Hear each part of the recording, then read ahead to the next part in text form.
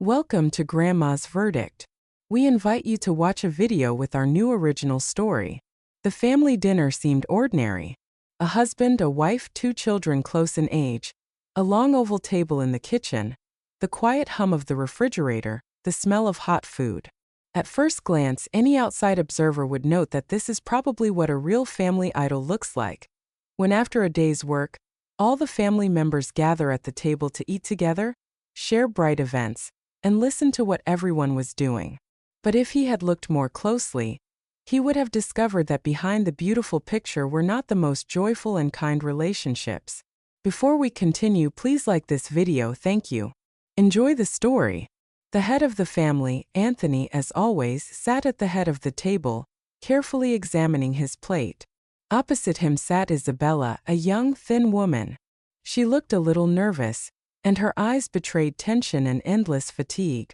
It seemed that she was constantly expecting something unpleasant to happen, and was on her guard. To Isabella's right sat the eldest son, Kevin, a silent and insecure first grader. He was trying his best to look grown-up and serious. On the left side was the younger son, Mason. He was the complete opposite of his older brother. His appearance and his eyes, shining with mischief, gave him away as a fidget and a prankster who was always ready for mischief and laughter. "Dad, you know what happened at kindergarten today?" Mason chattered non-stop, and no one thought to interrupt him. "I drew a dinosaur this big." He spread his arms wide so that his parents could appreciate the scale. Anthony smiled at his younger son. "Wow, you're quite the artist. Will you show me what a beautiful thing you've made?" "I'll definitely show you. Can I have ice cream later?" Mason asked. His father always rewarded him with something tasty when he was pleased with him. And he was always pleased with the little one, even if there was no particular reason. It seemed that the boy charmed his father simply by the fact of his existence. "Of course you can, my champion," Anthony said gently and ruffled his son's hair. Kevin ate his soup silently, concentrating, trying not to attract attention. Everything about him seemed to irritate Anthony. His stooped shoulders, his tense silence, even the way he held his spoon, breathed, and looked askance at his father. "Kevin!" Anthony couldn't stand it and sharply put down his spoon, looking at his son point blank. "Can you eat normally? Why is everything dripping from your spoon again?" Kevin flinched and awkwardly adjusted the spoon in his hand. "I'm sorry, I didn't notice. I was thinking." "Of course you didn't notice." Anthony's voice rang with barely suppressed contempt. "You never notice anything around you. Look at your brother. He's 5 and he eats more neatly than you do." Isabella quietly intervened, trying to soften the atmosphere. "Kev, is everything all right? You were just lost in thought, it happens to everyone. Look, here's a napkin. Don't worry." Anthony smirked viciously and turned to his wife. "Why are you always defending him? He's almost 8 years old, and he eats worse than a 5-year-old. It's time for him to feel some responsibility." "Okay, Dad, I'll try not to think about anything while I'm eating and I'll be more careful," Kevin said in a firm voice. "That would be great, but I hardly believe you'll do anything normally. And in general, share if you please what clouds you were floating in just now." "Dad, I won the regional chess tournament today and confirmed my rating. The coach says I'll get a scholarship, and they'll pay for my trips to competitions as part of the team." "Oh, look at you bragging. So you won a regional competition. Do you understand that your victory means nothing? It's a fluke. They just gathered some first graders from different schools who know the rules, and you turned out to be a little luckier than the rest." "Dad, you're wrong. There were strong players there. It was hard for me to win, and I did it." Kevin tried to dissuade his father. Of course, his father just didn't understand how much this victory meant, and how hard it was for him to compete with older and more experienced players. "What victories are you talking about? You're 7 years old and you eat like a pig. And in general, you little brat, don't you dare argue with your father. I'm more experienced and smarter, and I know more than you about how all these competitions are held and how much such victories cost. They're worthless, you little brat." "But Dad." Kevin was ready to cry from Abida. "Shut up, you whelp. Have you forgotten who's the boss in this house? Who pays for the soup that you spill before you can get it to your mouth? And for your stupid chess. Anthony was on a roll. He was now in such a state that he was ready to grind the impudent brat into dust. One more word, and I'll forbid your mother from taking you to your classes. Not if you understand. Kevin seemed to shrink, nodded, and lowered his head. Then he began to silently wipe the soup stain from the table. Suddenly, Mason started to whimper quietly. I don't want you to fight. My brother is good. Anthony instantly changed his tone and expression. Now the man was smiling casually, cheerfully. He reassuringly patted Mason on the shoulder and said, We're not fighting, little one. I'm just explaining to Kevin that he's already a big boy, that he has a responsibility to be an example for you, a protector. You have to understand that I'm raising him, and sometimes I scold him not to hurt him, but to make him stronger and better, because I love him and I worry about him. Everyone at the table tensed and fell silent. Mason because he felt the lie. Kevin because of fear and resentment.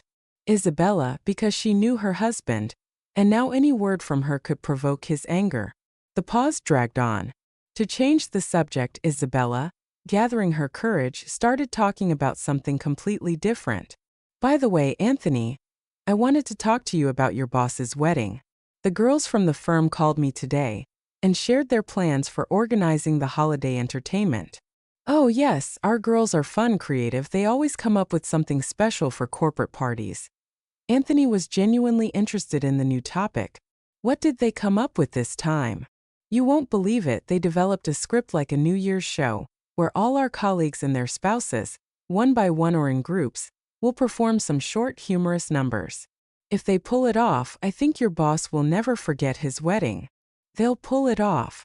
Wow, I can't wait for the wedding. By the way, did they call you about anything? They suggested I sing a song with a guitar. You're not against it, are you? And can you even play the guitar yourself? Or will one of our guys accompany you? Of course, myself, Isabella quickly assured her husband. She knew very well how jealous her husband was. Well, I don't know, you and a guitar. Anthony was completely amused. It would be more useful for you to take a mop to the party, to clean up after the banquet. That would be more useful. Anthony laughed heartily, imagining Isabella on stage with a mop. He was having fun now, especially when he realized that there would be no men hanging around the beautiful Isabella. But then he imagined her with her hair done, painted, in a beautiful dress, coming out on stage and everyone staring at her. His mood immediately changed. He wanted to pinch her, to hurt his wife. Anthony slowly raised his eyes to his wife, as if she had said something ridiculous. The corner of his lip curled contemptuously. You a song, he said coldly. Seriously? Maybe you should take care of the children properly? One is crying, the other can't hold a spoon. What performances are you talking about? Isabella fell silent. Pain was frozen in her eyes. Kevin gripped his spoon tighter, staring at his plate. He blamed himself for his father's reproaches to his mother. Mason, on the other hand, had already forgotten about the recent quarrel and was quietly playing with a napkin and a fork, paying no attention to the adults. You know, darling, I wouldn't mind refusing to perform, but Vanessa called me and notified me of my participation. And you know that her word is tantamount to the boss's order. I can, of course, refuse if you insist, but won't it affect your career? Are you completely stupid? Do you want to set me up? You'll go and perform. But I'll be the one to choose your dress. My wife is a decent woman, not some floozy. Anthony calmly continued his dinner, as if nothing had happened. Isabella was exultant, though her joy was not reflected on her face. Isabella carefully closed the door to the nursery, where Mason was already sleeping soundly, and headed for Kevin's room. She knocked lightly and entered. In the semi-darkness of the nursery, a nightlight was softly glowing, but the boy was not yet asleep. Curled up in a ball, he was lying with his head under the covers. Quiet, barely audible sobs came from under it. Isabella's heart was breaking with pain for her boy, who had had to grow up so early. She cursed herself with the last words that she could not protect her son from Anthony's nagging. She sat on the edge of the bed and gently stroked her son's shoulder right over the blanket under which her boy was hiding.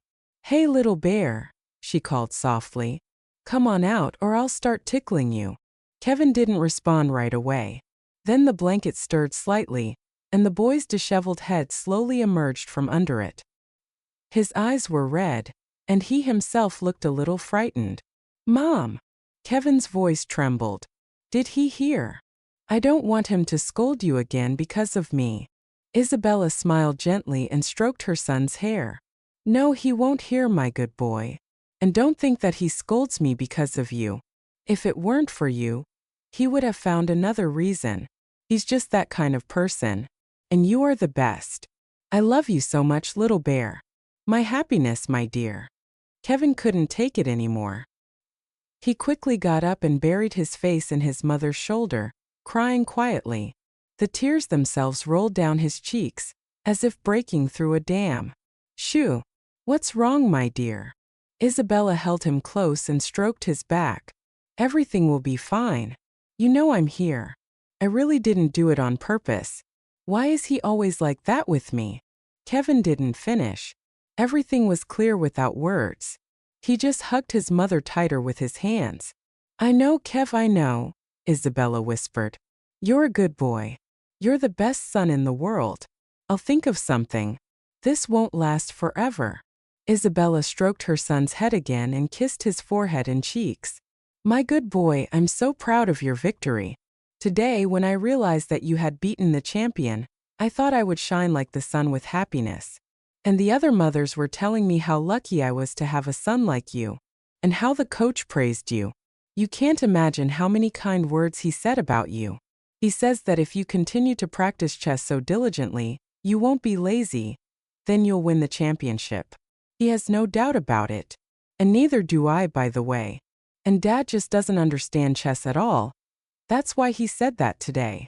But he understands dinosaurs," Kevin chuckled. "That's true, what can you do?" Isabella smiled at the joke.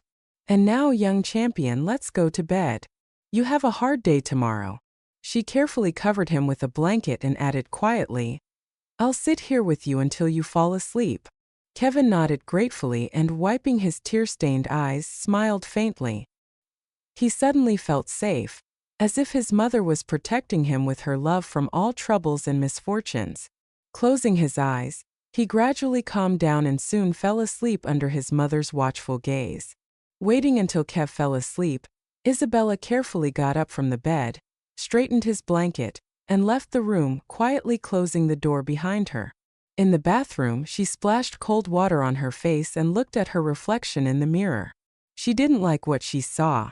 Tired, pale as if a stranger's. What had she become over the years? A woman who once dreamed of singing on stage now barely had the strength to just breathe. She turned off the light and went to the bedroom. Anthony was already lying on the bed, his hands behind his head. It seemed he was waiting for her to put the boys to bed and come. He probably hadn't said everything he wanted to say at dinner, and wanted to add more poison to her soul. Isabella had already studied her husband well, so she was not mistaken. "Took you long enough," he said coldly. "I was putting Mason to bed," she replied quietly. He was upset, nervous. "Why did you yell at Kevin at the table today? He loves his brother. It hurts him that you offend him." Anthony put his phone on the nightstand and sighed heavily. "Me? Yelled? Offend? You're raising a wimp, a coward, and a crybaby out of that boy," he said sharply. "You wipe his nose for him, you justify all his mistakes, you coddle him like a little girl. And you always leave Mason without attention. He's 5, and you're whispering with Kev like he's a baby. That's not true. I love both my sons and I give them both equal attention. And by the way, both boys suffered from your outburst today. And Kev, he's trying so hard, he wants to please you, to hear a little kind word from you." Isabella hugged herself. "Please, Anthony, don't be so hard on him. He's just a child." "Not my child. He's not my child. I look at him and I get angry. I immediately imagine you with some other man. Ungrateful." I pulled you out of the mud, took you into my home with a child from God knows who as my wife. And you're asking me to be softer with this brat, to be kind to him. Let him be grateful that he's not a homeless person, but lives in prosperity in a family. Anthony, quiet, I beg you. You promised never to bring this up, never to reproach me with the child. Don't you dare tell me what to do and what not to do, he interrupted, and his voice immediately had a threat in it. This is my house and everything in it is mine. I feed, water, and support all of you. Have you forgotten? Isabella fell silent, lowered her gaze. Anthony sat up in bed, leaned towards her, and something icy appeared in his voice. If I hear you talking back to me one more time, you'll be out of this house. You and your brat. And I'll keep Mason. You can't, she whispered, turning pale. I can. Don't worry, Anthony said in a faintly gentle voice. The court will be on my side. You have no job, no home, no bank account. You are nobody. You are a housewife living on my dime. So watch out, wifey, I'll take your son away and you'll go begging. I don't think you'll be able to hook another idiot like me. Isabella could barely hold back from descending into a banal hysterical fit. It wasn't going well. Her eyes were already filling with tears, but she was trying her best not to start sobbing. Anthony, noticing her trembling lips, suddenly changed his line of behavior again. He became different, soft, gentle, as if he already regretted the words with which he had just hurt his wife. Oh, my dear Isabella, don't. Forgive me, you fool. I didn't mean it, I'm just tired. I'm all on edge, new management, projects, a lot of responsibility, and incompetent subordinates. You understand, you've always understood me better than others. He came over, hugged her, and held her tightly. You know I can't live without you. We're a family. I love you. Really, you're everything to me. Forgive me, I don't think so. Just slipped out. Just don't push me, okay? He stroked her hair. Isabella didn't push him away. She pretended to believe, to forgive. Soon Anthony, happy and content, laid his head on the pillow and in 5 minutes was already quietly snoring in his sleep, his back to her. Isabella was in no mood for sleep. She lay with her eyes open, staring at the ceiling and thinking. Her thoughts swirled like moths around a lamp, one after another, flashing and burning out. And they were all about the past.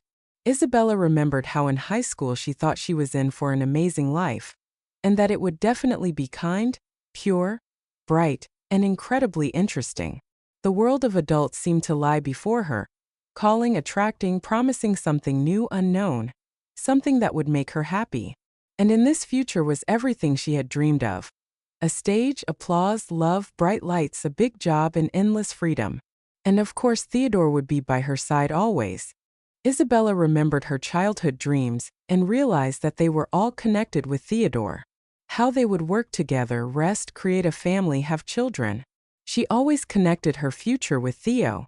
Theodore was her first love. No, not an ordinary school crush or a fleeting feeling. They were always together, almost from the nursery. At first they were friends, together, dreamed, went to vocal lessons, wrote songs, rehearsed in the school basement on an old synthesizer and swore to each other that they would always be together, that they would never part. He was cheerful, gentle, smart. He hugged her as if protecting her in their relationship. The last 3 years of school they began to date as a couple. Before graduation they became close. A short separation awaited them, but they had planned everything. He would go to study in the capital. He had managed to get a scholarship. She had to improve her scores and go to him in 6 months. Officially, for preparatory courses at the university. Then they believed that they would succeed. And really, what could go wrong? An unplanned pregnancy happened. About 3 months after Theo left, Isabella was walking with her mother along the embankment as usual. They were talking about their own things, girly things. And suddenly her mother looked at Isabella attentively, squinted and said, "Isabella, I noticed that I haven't bought you pads in a long time. Do you do it yourself?" "No, Mom, I haven't had my period in a long time." "Are you late?" "For how long?" she asked worriedly. I haven't thought about it. I think it's just a glitch." I was very nervous at first because of the exams, then because I didn't get enough points for the institute, and then Theo left. I think everything will be back to normal soon, don't worry. Honey, you can't even imagine how many different unpleasant surprises a woman's body can hide. Let's go to Dr. Evans tomorrow. I think you're right. What if I have a problem and can't go to Theo? I'd rather get treated in advance than later. Yes, Mom. Yes, dear. The woman hugged her daughter, trying to calm her down, although she herself was not happy. From all external signs, she suspected what diagnosis the doctor would give them. The next day they went to the hospital. The doctor confirmed 15 weeks. The term was long. An abortion was no longer possible. Her mother cried in the car and couldn't calm down. Isabella tried her best to calm her down. Well, Mom, everything will be fine, don't worry. I'll call Theo tonight, make him happy. What are we going to do now? If your father finds out, he'll kill you and your Theo. We won't say anything for now, and then after the wedding there will be no time for sbirrazza, Isabella convinced her mother. Theo, I have no doubt for a minute. The mother and daughter didn't have time to do anything. Her father, after work, went into his mother's purse for medicine and found a statement with a diagnosis. The scandal was deafening. Screams, curses, a torn tablecloth, a broken cabinet door. You've disgraced me, get out of my house, he roared, pointing to the door. Just take a change of underwear, your documents, and one thing to remember me by. Leave the rest. Everything you have was bought by me. Her mother silently slipped some bills into her jacket pocket. Everything she could, and even then secretly. She was more afraid of her husband than she loved her daughter. She didn't even hug her goodbye, only followed her to the door with a sad look. Isabella counted the money her mother had slipped her and went to the Capitol. Of course she was scared, but more from anticipation. She knew where she was going. To Theo, to her beloved. Isabella called Theo from the train compartment. The subscriber was unavailable. It's okay, I'll come, it will be a surprise, she thought. She knew where he lived and she had the keys to his apartment. And there was a surprise, just not the one she had imagined.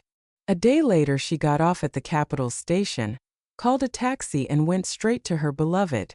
Having gone up to the right floor, she first rang the doorbell. But when no one answered, she just took out the keys and opened the door herself. She and Theo had discussed in advance what to do if she came as a surprise and he was not at home. Just in case. She opened the door, went inside. The apartment was quiet, no lights were on. Isabella went into Theo's room, turned on the light and froze. Theodore was sleeping in the arms of an unknown girl. That's when everything broke at once, loudly and forever. Isabella came closer, touched Theodore's shoulder. He flinched, opened his eyes and immediately, seeing her, smiled broadly, happily. Isabella, he whispered. And there was such joy in his voice that the girl's heart skipped a beat. But in the same second he seemed to begin to understand that something was wrong. At first he froze, then his gaze darted to the side, and there he found the girl. What a twist! Theo still didn't understand anything. Wait, it's not what you... I didn't know you were coming, Isabella. It's true. She stepped towards him, looking straight into his eyes and not looking away. He fell silent. Don't, she said quietly. He fell silent. I hate you, I won't forgive you. She turned and walked out, not even slamming the door, not throwing a single reproach. But something inside the guy broke. The realization that if he didn't catch up with her now, he would lose her forever because of someone's stupid joke. By the time he ran out, she was already gone. Isabella just walked the streets for several hours, not feeling the cold, not feeling the hunger, not noticing people, cars. It seemed she didn't even think about anything, just walked forward. She walked until she realized that her legs were tired. Then she found a restaurant sign with her eyes and went into it to catch her breath, to eat. After all, she was not alone now. She had someone to worry about. The baby is not to blame for the mother's grief. He needs his mother to eat well, and then he will be born healthy and strong. She went in, ordered tea, beef and baked potatoes with salad and feta cheese. After eating and resting, she emerged from her thoughts and looked around. Cozy, expensive. But on the bulletin board she saw a note. Looking for a singer, live vocals, restaurant, good conditions. A thought flashed inside her. Maybe this is a sign? And why not? The next day she went to the address indicated in the ad. A small restaurant in the center. Definitely not a dive. The atmosphere was cozy. A comfortable stage in the center of the hall. She was asked to sing right there immediately. She was not at a loss, she sang, putting her soul into the performance, but not forgetting about the technique. After the audition, the owner of the restaurant smiled at the girl. "We'll take you, you sing like an angel. I just wanted to warn you right away that I'm with you for a maximum of 3 to 4 months. Won't that scare you?" "Why so?" The woman was surprised. "The thing is, I'm expecting a baby," the girl answered quietly. "No problem. If anything, we'll wait for you from maternity leave.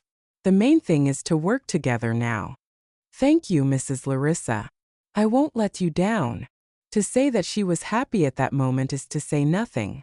They promised to pay well. This was enough for her to rent a modest home and save for the months when the baby was born and she could not work. Immediately after the interview, Isabella went to a real estate agency, and the agent did not drag her around the capital, but immediately found an inexpensive but cozy apartment. So a month passed, then a second. She performed, prepared for childbirth, talked to her tummy in the evenings. There were no problems with work. In the evenings, visitors sat in the hall, and they received her vocals with a bang. Someone listened, someone ate, someone asked for another song. And one day after a performance, a handsome young man approached her, tall, confident, with a pleasant voice. "Can I meet you? You sang very beautifully. I am fascinated." "Thank you. I'm glad to hear that," Isabella replied. She was not flirting. She was not thinking about men or romantic relationships at the moment, or for the next few years. "My name is Anthony," the man introduced himself quickly. "And I'm Isabella? I'm sorry, but I have to say goodbye. I have to go home." She quickly left, and he began to come to her every performance, and then he would walk her home. He didn't ask any extra questions, didn't ask who the baby's father was. He just came again and again, offered to give her a ride after her shift. Sometimes he would just sit in the hall and listen, never interrupting her once. A couple of weeks later he said, "I fell in love with you at first sight. I want to be with you always. If you let me, I will become a father to your child, a real one. Not by blood, by life." She didn't answer. Then no. She was afraid after Theodore, after her father, after everything that had happened to her. But he didn't give up. He came, helped, brought fruit, read books about childbirth, looked for an obstetrician, and was going to be present at the birth if she allowed. Naturally, he took care of her as best he could. A month before the birth, when he brought several boxes of things for the baby, she suddenly realized that she was tired of being alone. Isabella then said simply to Anthony, "Okay, let's try. I ask one thing, never betray me." He came over, took her hand, pressed it to his cheek. "Never," he said. "You are my girl now, and you will be my wife in 2 weeks." With Anthony, everything was right at first. Not a fairy tale, but warm, calm, reliable. He didn't ask any extra questions, didn't push. He accepted Kevin as he had promised. At first he even played with him, brought him toy cars, laughed, called him his son. Isabella then thought, "This is it, happiness. Anthony accepted my child. For this I will be his best, most caring and devoted wife." And then Mason was born. Immediately after the birth, Anthony changed. He became different. Not immediately, but little by little. At first he dissuaded her from entering the university. "Why do you need to study? We have a baby, and Kevin is still little." Isabella agreed. Then he forbade her to even think about work. "What work? You should stay at home. A woman in the family is the rear, not the front." Isabella argued at first, and then she stopped. About 2 years after Mason's appearance, Anthony began to sharply, demonstratively divide the children into his and not his. He didn't say it to her face, but every evening he showed it to all of them through his attitude. Just like tonight at dinner, but sometimes even harsher. Isabella understood that things would only get worse. When she began to threaten him that she would leave, Anthony in contrast began to blackmail her, saying that he would either kick her out with Kevin and not let her see Mason or just her alone. After all, legally Kevin is his son. Isabella thought she was in a hopeless situation, but everything changed in one day. About a week ago, Anthony went to work, and she was picking up papers from the table in his office. Accidentally, her gaze fell on a document. It was an ordinary report, but in the signed column was a last name and two familiar initials, Theodore F.V., and her heart stopped. Theo, the same Theo, her first real beloved traitor, the love of her whole life, the pain of her whole life. Isabella called Vanessa and found out that yes, he was the new owner of the company. The secretary sent Isabella a link to his profile on a social network. She was just delighted with the new boss and was glad to talk about him.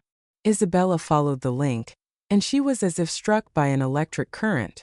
It was him. Definitely him. She remembered everything, how they had dreamed and sang together, how he said that her fingers could extract a magical melody from the guitar, and how she stood in the doorway of his apartment, and another woman was sleeping next to him. Rumors from Vanessa about their new owner surfaced in her memory. Soft, fair, understands music, even sings himself at corporate parties. Decent, getting married soon, but doesn't look happy for some reason. And suddenly she understood. This was her chance to close the old chapters and start living the way she had always wanted.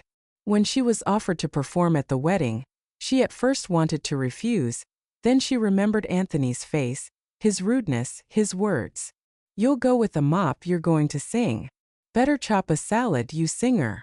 And then she smiled quietly. Mentally. "A mop? No, darling, I'll sing in such a way that you'll regret your words, and not only you. The whole hall will fall." Isabella looked at the sleeping Anthony and smirked.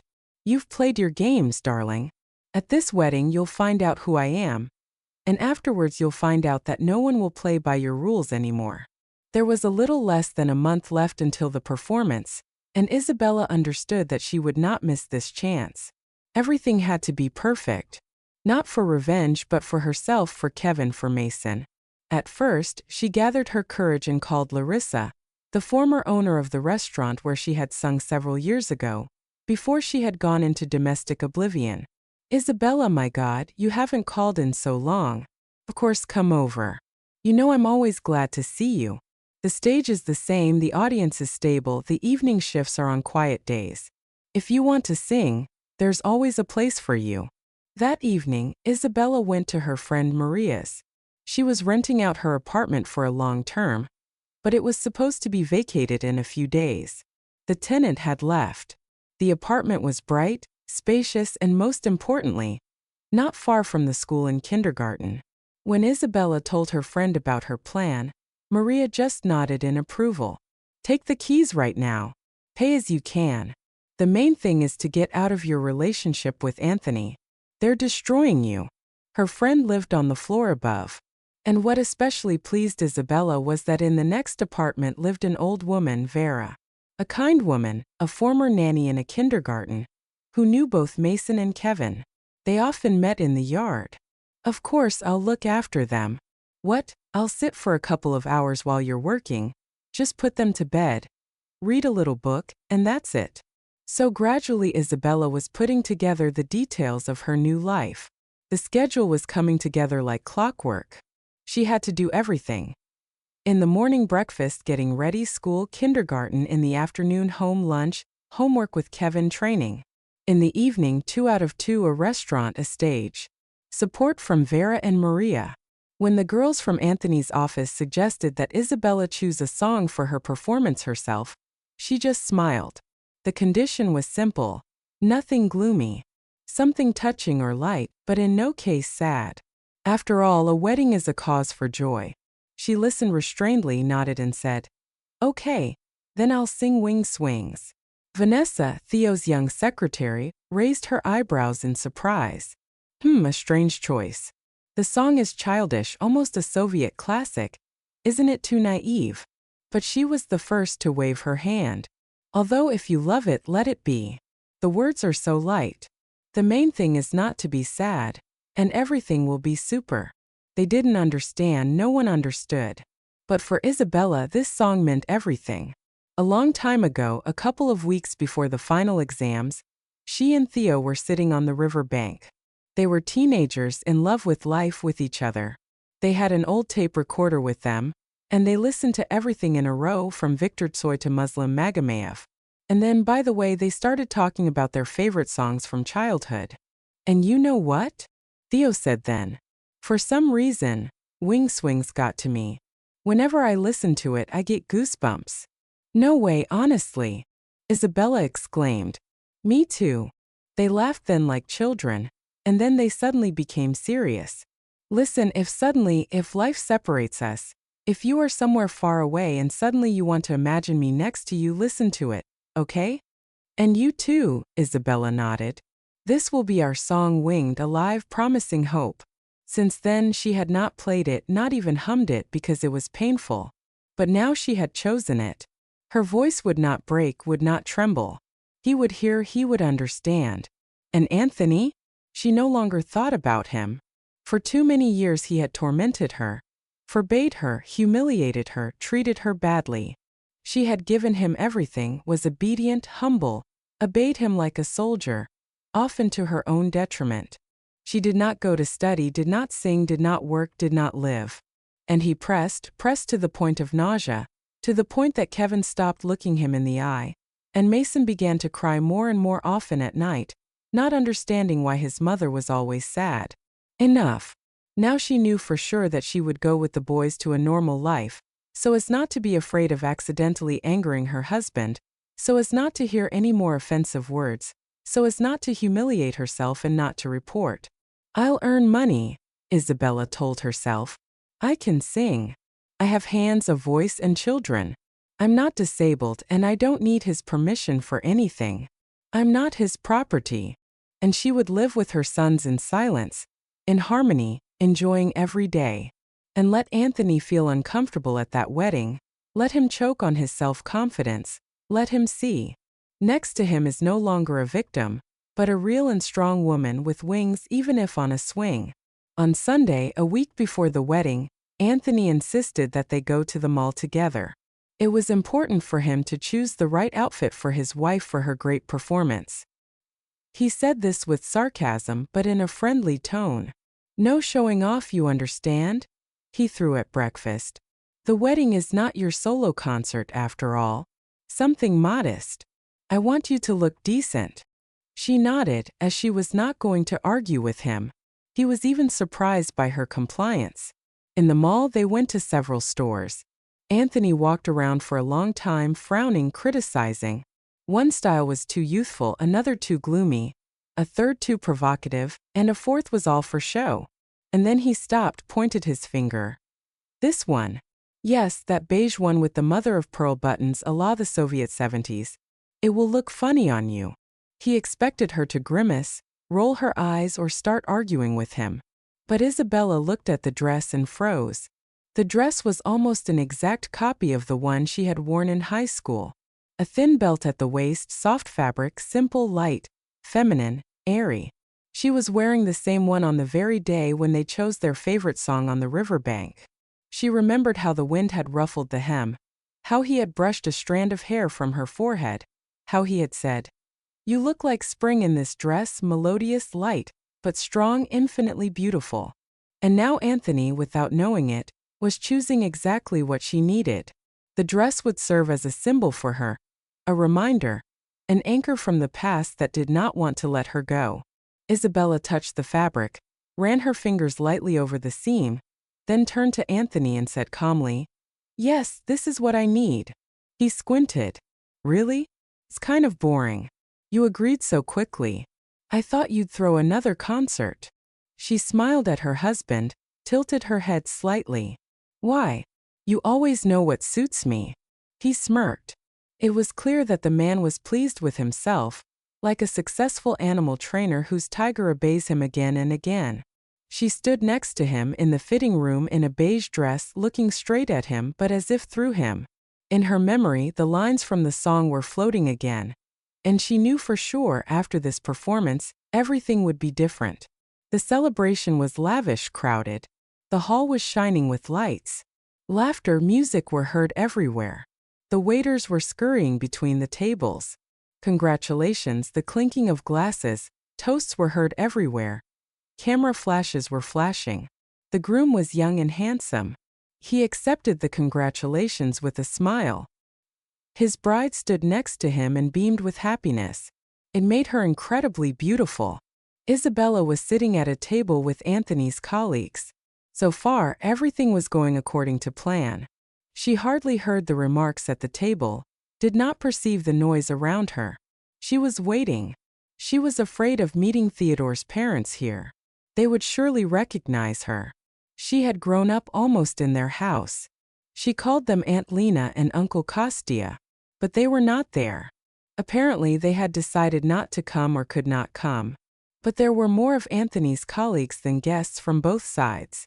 They came in pairs with husbands, wives, almost all familiar, habitual. The congratulations were bright. The program was perfectly planned. Video congratulations, humorous skits, dances, even a stand-up from one of the lawyers. The hall laughed, applauded, and someone cried with emotion. In each number there were details about the groom, catchphrases accepted in the industry, work jokes. Isabella was still waiting, and then her moment came. The lights in the hall were dimmed. Silence fell. The host took the microphone. And now a musical gift, a special one, from the heart to the newlyweds. May it give you confidence in the future. Isabella came up on stage in that same beige dress. Her back was straight. Her walk was soft, smooth but confident. She waved her hand, and from behind a column came Sergei, a young programmer from the department where Anthony worked. In his hands was a guitar, the same guitar of Theo's. Her guitar, the one she had taken then 9 years ago, when she was leaving her home, when her father had kicked her out upon learning of her pregnancy. Sergei handed her the instrument with a slight nod and stepped back into the semi-darkness. Isabella tuned the guitar, took a deep breath and began to sing. At that moment, Theodore was discussing something with one of the guests at the table and was not looking at the stage. Suddenly, a familiar voice struck his ear. He flinched, froze, and then slowly turned his head. At first he didn't believe his eyes. He blinked once, twice, a third time. It was her. He looked at the stage and saw her, his Isabella. In a flash he remembered the day on the riverbank, the playful argument and the promises, and the beige dress, the very same one. His hands clenched on his knees. He looked around as if to check if it was a hallucination. No, reality. He had been looking for her for many years. Later, when he returned to their town the next day, he found out that she was pregnant. He knew that she had been kicked out. He knew that she was on her way to him. And on that day, when she arrived and saw God knows what, but he had not cheated on her. It was his classmate's sister who had stayed with them for the night in a separate room. He was drunk, and she had come into the bedroom and wanted to play a prank on him. But she didn't wait for him to wake up and passed out next to him. They are still friends. There she is, Vanessa, his faithful secretary. He remembered with horror the moment she turned and left, how he ran out a few minutes later, and she was nowhere to be found. Then emptiness. Isabella had simply disappeared. Her number was blocked, no address, she didn't talk to her parents, she didn't call any of her friends. And now she was here, alive, at his wedding, singing their song, looking him straight in the eye and accompanying him on his own guitar. So she hadn't fallen out of love, hadn't forgotten. So he had a chance. Isabella saw how he was looking and sang for him alone. In her voice was everything. Love, pain, and farewell. This was the finale. The last chords died down. The hall hung in silence for a few more moments, as if everyone was afraid to disturb something fragile. Isabella slowly lowered the guitar and straightened up, and the hall was silent. Then someone clapped uncertainly, and then a second, a third, and then the hall just erupted in applause. Isabella did not hear the rapturous ovation. With majestic calmness, she theatrically straightened the skirt of her beige dress, as if it were the end of a play, bowed to the guests and headed towards the newlyweds. Approaching, she smiled warmly and said, "Dear bride and groom," she said, "from the bottom of my heart, I wish you to live long and happily in love and fidelity. May your days be filled with light and goodness. May nothing darken your path. Accept this guitar as a gift. It is not a simple instrument but one with a story. May it bring you happiness." The bride thanked Isabella for the musical gift, for the guitar and the warm words. And Theo stood like a white pillar, as if made of plaster. He didn't even blink. The bride tugged at his sleeve, whispering, "Theo, what's wrong with you? People are looking at us." Isabella calmly walked away, but not to the table where Anthony was waiting for her. She walked right through the whole hall to the exit. Anthony, noticing her, waved his hand, got up from his seat, called out, "Hey Isabella, where are you going?" She didn't answer, didn't even look in his direction. And Theo just stood and watched her go with wide open eyes, as if afraid that if he blinked, she would disappear again. Before going to the banquet, Isabella took the boys to a new apartment. They had been there a couple of times already. They knew whose bed was where the toys were, and how delicious it smelled from the kitchen when Mom was making pancakes. She gathered them in the room, sat next to them, patted Mason on the head, and hugged Kevin by the shoulders. "Guys, I want to tell you something." Her voice was even calm. "Dad and I are not going to live together anymore. We're going to live here, the three of us. But you can talk to Dad if he's not against it and finds the time." "Are you getting a divorce?" Mason asked. "Yes, sweetie." She looked them in the eyes, preparing for the appearance of hysterics, tears, discontent, protest, but there were none. Kevin nodded quietly, calmly. He seemed to have understood everything long ago, just waiting for his mother to be ready. Mason grunted and said, "Well, it'll probably be easier for Dad. He often gets irritated when we're around." Isabella didn't believe it at first. "You're not upset, sweetie?" "No." "And are we going to be here all the time now?" "Yes, just us and you. And Dad will come to visit us." "Just us," she smiled. "And a cat. We'll get a cat." "Honestly, Mom, you're not kidding, a cat?" The boys shouted in unison, throwing themselves into their mother's arms. "Of course not." They looked at different breeds of cats on the computer for a long time, and then Isabella had to go. Vera came and also joined the boys in discussing cats. Isabella went to the court, where she filed for divorce and division of property with a calm soul. A lawyer was already waiting for her with copies, papers, explanations. Everything was ready. "Is this decision final?" the woman at the reception window asked. "Absolutely," Isabella answered confidently. Only after that did she head to the banquet hall. There was a song, a dress, a light and a stage, and Theodore's dear eyes. And then silence in the taxi, the key in the lock of the new apartment. Isabella entered, carefully hung the dress on a hanger, poured herself some tea, sat by the window, took a deep breath. "I'll learn to live again without Theo, without Anthony. One betrayed, the other broke. And now that's it. From now on it's just her and her boys and their new life." Anthony was driving home in a great mood. The drinks he had had were pleasantly buzzing in his head. The mood was festive. All evening, his colleagues had been coming up to him and enthusiastically praising his wife. "Your wife is on fire. What a number, bro. Why did you hide such a woman from us, such a talent?" He laughed, answered, waved them off, but inside he was bursting with pride. "She's mine, mine, all mine." Yes, she left the wedding without saying goodbye. Probably emotions. Women are like that. Sometimes they cry, sometimes they run, sometimes they look out the window as if in a movie. The main thing is that she went home. Where else could she go? With these thoughts, he entered the apartment, habitually kicked his shoes towards the wall and went to the bedroom to change. But the children were not there, nor was his wife. Silence. The house was empty. He opened the door to the nursery, no one. The beds were made. The toys were neatly arranged against the wall. He returned to the bedroom, the same thing. And he saw that there was a white envelope on the bed. His name was on it in Isabella's handwriting. Something unpleasant pricked his chest. He opened the envelope and took out a letter. He read quickly, his eyes jumping from phrase to phrase. "Anthony, thank you for Mason. We had a lot of good things. I remember and appreciate that. But I no longer see a future for us as a couple. I'm leaving, the children are with me, I have a job, a place to live, a nanny. Don't be surprised. But I've already filed for divorce and division of property. Please, let's part without any mudslinging, at least for Mason's sake. Isabella. His hands trembled. He crumpled the letter, and then, snapping, tore it into small pieces and scattered them around the room. His chest was heaving with anger. You bitch!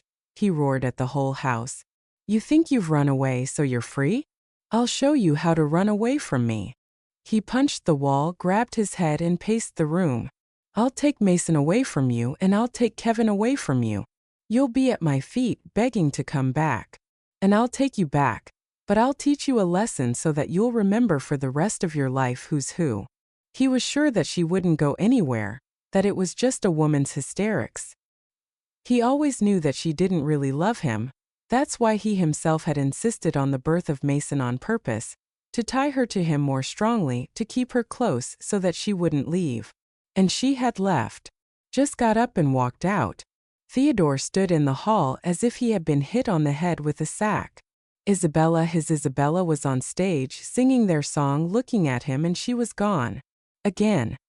He jumped up from his seat and, pushing his way through the guests, stumbling over other people's chairs, he flew into the hall, down the stairs faster, afraid of being late again, outside to the street. Isabella! He shouted into nowhere. Isabella, wait! He rushed around the parking lot, looking into the windows of the cars. The street was empty. No one. Only the lonely honk of a departing car. She was gone. He stood on the sidewalk, breathing heavily. He had missed her again. But this time he had at least some clue, and he was not going to give up. Returning to the building, he approached Vanessa and asked, "The girl who was singing, who is she?" Vanessa smirked. "That's Isabella, Kravchuk's wife, your marketing director." Theodore slowly sank into a chair in the corridor. Anthony's wife. She has a different life now, children. A couple of days later, through mutual acquaintances, he found out more information. Isabella had filed for divorce. She has 2 children. With his fiancée, or rather his wife. Theodore talked that same evening honestly. He had not deceived her before. He had told her that he did not love her and was unlikely to. He had told her that if he managed to find that first one, he would leave in that same instant. She had agreed, accepted his terms.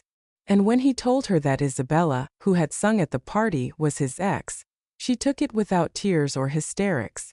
Vanessa, knowing how things were, and Isabella, the one he had lost almost many years ago, was looking for information about her. A couple of days after the wedding, she almost whispered the date and time of the court, at which Isabella would definitely come, and he would be able to see her.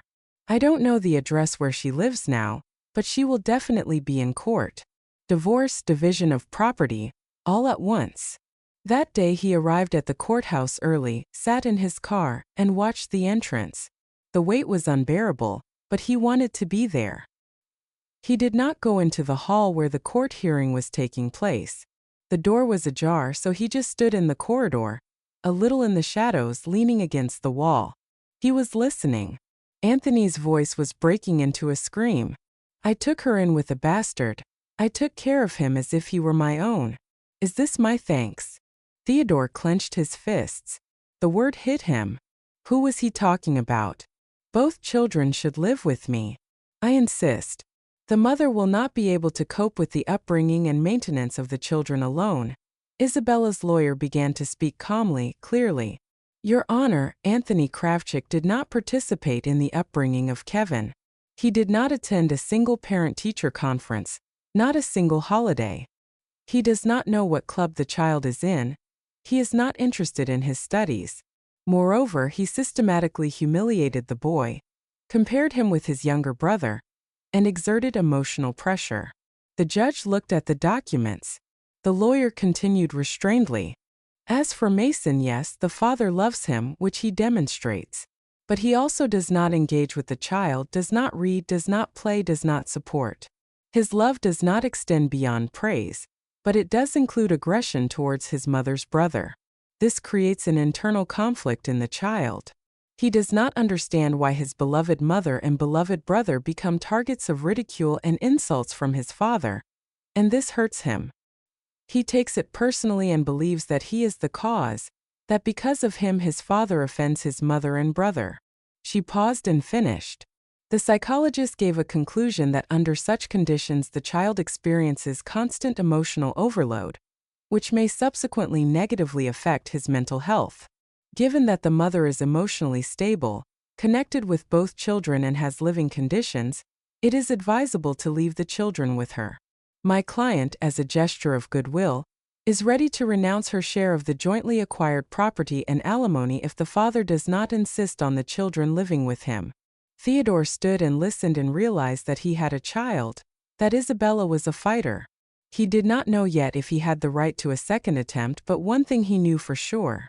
He had to be there, at least at a distance, at least as a shadow, but there. In any case, he would not let her get far away from him again.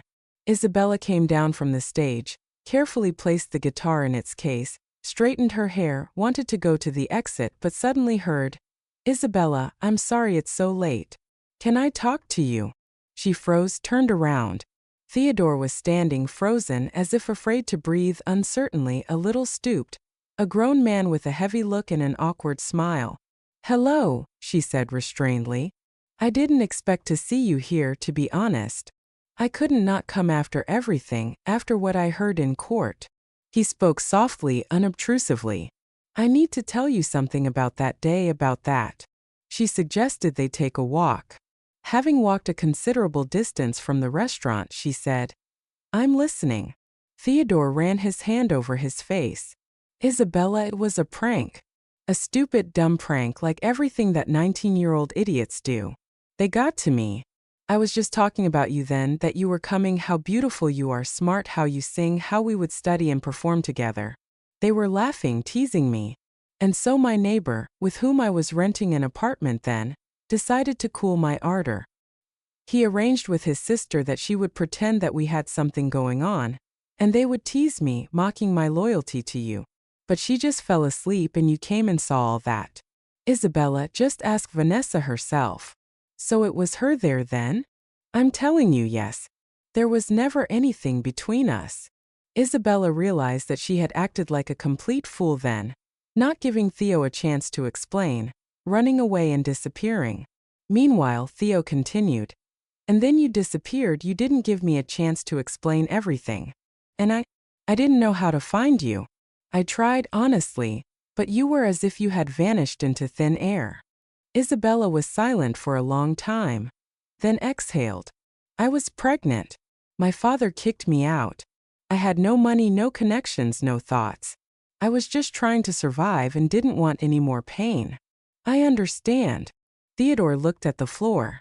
"I'm not asking for forgiveness to get you back. I just wanted you to know I didn't cheat on you then or later. And I loved you. I probably still love you." He paused, then asked cautiously, "Kevin, is he my son?"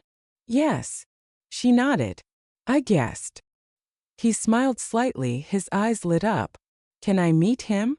Isabella was silent again. She looked at him for a long time as if scanning him. "You can," she said. "But slowly, kindly. He's a sensitive boy but very talented, kind. He needs a father who will be a friend and a protector. I'll be there. I'll slowly establish a connection with him. I'll try to become his friend. I really want to get to know him better. I want him to know that he's important to me, and I'm glad that I have him." Isabella smiled faintly. "You're right. He's not a mistake. He's the best thing I have. He and Mason, my younger son. Isabella, if they're anything like you, then you're probably absolutely right." Theo laughed. And they walked on to her house. Anthony did not give up right away. At first there were threats, slamming doors, and endless lawsuits. He only gave up when he realized that Isabella would not come back under any circumstances. She was gone forever.